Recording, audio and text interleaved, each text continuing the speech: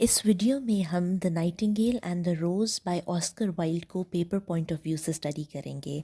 जैसे कि previous video में मैंने आपको बताया था कि हम फ़िक्शन और नॉन फिक्शन को मैंने एक्सप्लेन किया था, और मैंने कहा था कि अगली वीडियो में हम ऑस्कर वाइल्ड की शॉर्ट स्टोरी को पढ़ेंगे, जिसमें आपको और क्लैरिटी से अंदाज़ा होगा कि फ़िक्शन स्टोरी किसे कहते हैं। ओके, तो ये ऑस्कर वाइल्ड ने स्टोरी लिखी। उसकी it is included in his 1888 collection the happy prince and other tales.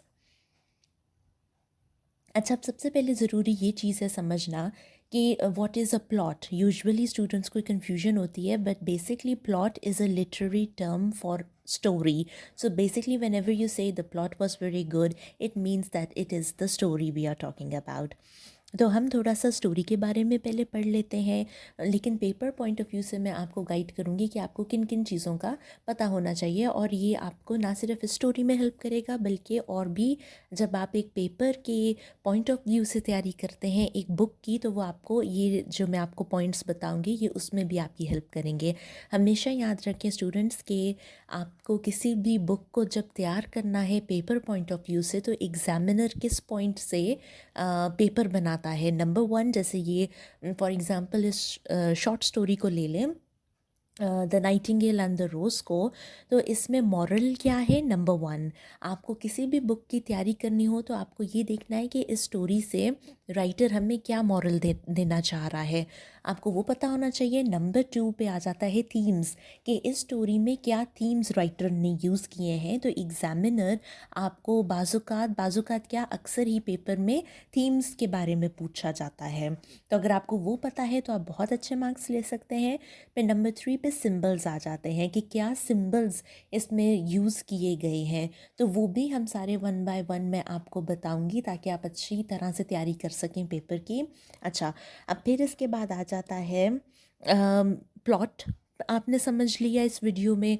फिर स्टोरी को भी हम देखेंगे, थीम सिंबल्स आ गए। ओके, तो पहले हम स्टोरी की तरफ चलते हैं, जो कि मैं उम्मीद करती हूँ कि शायद आपको पता तो होगी, लेकिन हम फिर भी एक ओवरव्यू कर लेते हैं स्टोरी का।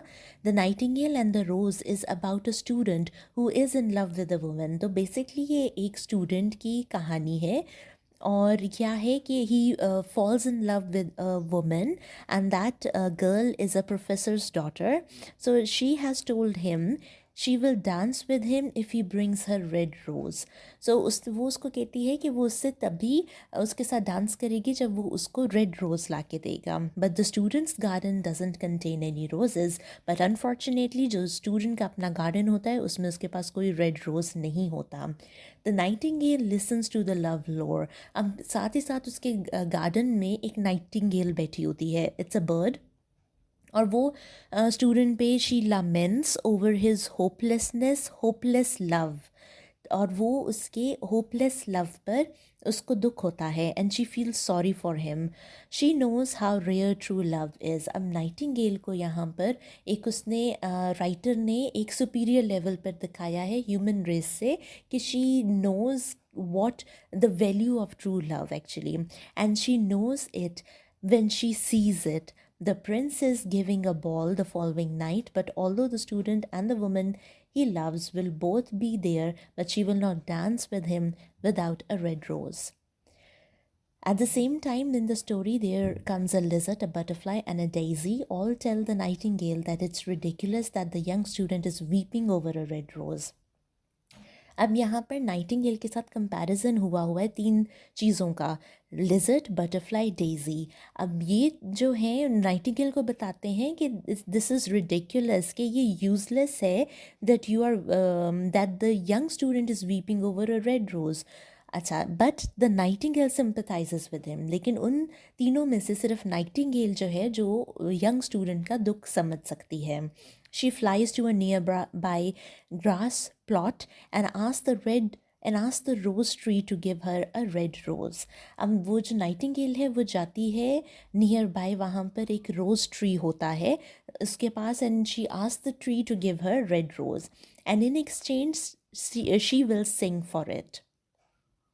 But the rose tree says it produces only white roses, so can not give her what she wants. तो रोज़ ट्री भी उसको कहता है कि वो सिर्फ वाइट रोजेस प्रोड्यूस करता है, तो वो उसको रेड रोज़ नहीं मिल सकता। It's just going to the rose tree by the sundial. The nightingale proposes the same deal with this tree, but it replies that it only produces yellow roses, so cannot help. So वो उसकी सारी struggle दिखाता है writer Nightingale की, कि वो पहले tree के पास गई, वो कहता है वो सिर्फ वाइट रोजेस प्रोड्यूस करता है। सेकंड ट्री के पास जाती है, वो कहता है सिर्फ येलो रोजेस वो प्रोड्यूस करता है, तो वो भी उसकी हेल्प नहीं कर सकता। However it directs her to the rose tree right under the student's window. However, although this rose tree does produce red roses, the winter has frozen its branches and it cannot produce anyway. तो अब unfortunately क्या होता है कि वो tree उसकी मिल जाता है जो रेड रोज़ प्रोड्यूस करता है, but the weather is winter, और विंटर में वो प्रोड्यूस नहीं कर सकती उसकी ब्रांचेस फ्लावर को। तो ये भी एक ऑब्स्टिकल दिखाया है उसकी स्ट्रगल में। The nightingale ask if there is any way she can get one rose for the student. अब नाइटिंगेल हर मुमकिन कोशिश करती है, वो ट्री को पूछती है कि कोई ना कोई तरीका तो होगा जिस तरह मैं रेड रोज़ एक ले सकती हूँ। The tree replies that the only way of producing a red rose is for the nightingale to sing by moonlight while allowing a thorn to pierce her heart. तो वो कहता है कि हाँ, एक तरीका ज़रूर है कि Nightingale is famous for her beautiful voice, for her beautiful singing. तो वो कहता है कि अगर नाइटिंगेल मून लाइट तक गाती रहे और एक कांटा would pierce her heart, so her blood seeps through to the tree and produces a red rose. तो वो नाइटिंगेल उसके खून से वो red rose would be produced. The nightingale agrees to this because she believes love is to be more valuable than life and a human heart more precious than hers.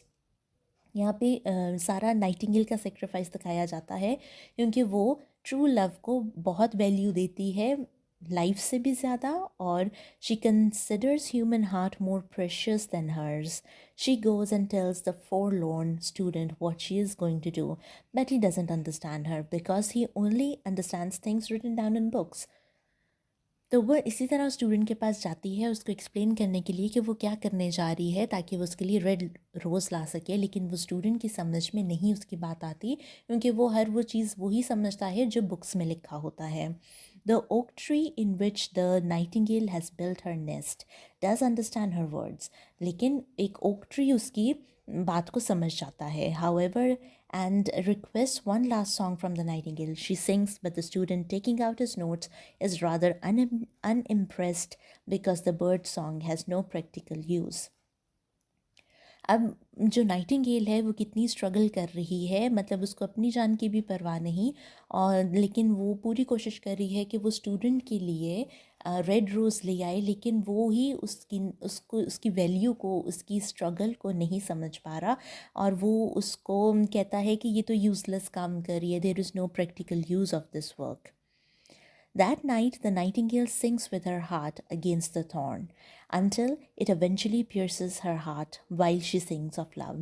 Her heart's blood sweeps into the tree and produces a rose, red rose, but by the time the flower is formed, the nightingale has died. So, nightingale उसी तरह करती है कि वो गाती रहती है till moonlight, और उसी तरह कि वो एक कांटा उसको लगता है और उसके ब्लड से रेड रोज़ बनता है, और बाय द टाइम फ्लावर बनता है, द नाइटिंगेल डाइज, नाइटिंगेल मर जाती है। The next morning the student opens his window and sees the red rose on the tree and believes that it is there thanks to mere good luck. अब वो completely nightingale के sacrifice को overlook करता है और कहता है कि maybe it's my good luck that I got a red rose. Plucking the rose, he goes to the house where his sweetheart lives. So वो फ्लावर को तोड़ता है और जाता है जहाँ पर उसके फ्रेंड रहती है, and presents her with the red rose. But another suitor has sent her jewels which are more valuable than flowers, so she says she will dance with him instead at the ball that night. तो इसी तरह another suitor comes और वो उसको ज़्यादा valuable, materialistically ज़्यादा expensive gift देता है, जो उसको फ्लावर के सामने वो कुछ, जो फ्लावर कुछ भी नहीं है उस गिफ्ट के सामने। तो इसी तरह फिर वो शी रिजेक्ट्स हिम और फिर क्या होता है, the student denounces the girl for her fickleness and she calls him rude. He throws the red rose into the gutter where a cart rolls over it. As he walks home, he decides to reject love in favor of logic and philosophy, which have a more practical use. तो इसी तरह से वो क्या होता है, at the end उसका sacrifice it's been crushed under human feet, और कोई भी उसके सेक्रीफाइस को उस तरह से समझ नहीं सकता. अब यहाँ पे बहुत सी सिंबलिज़म आप अगर पढ़ो इसको गौर से, तो आप इसको अपनी सोसाइटी, अपने आसपास के लोगों से भी रिलेट कर सकते हो. जैसे स्टोरी में जिक्र है द लिजर्ड का, बटरफ्लाई का, और है एक और क्या है, डेज़ी, जिसके वो जो नाइटिंगेल को बताते हैं कि इट्स रिडिकुलस, इट्स यूज़लेस. इसी तरह आप अपने इर्द गिर्द भी ऐसे बहुत से लोगों को जानते होंगे, और आपको पता होगा कि जब आप कुछ करना चाहते हो तो there are so many negative voices that stop you from doing what you aim to do.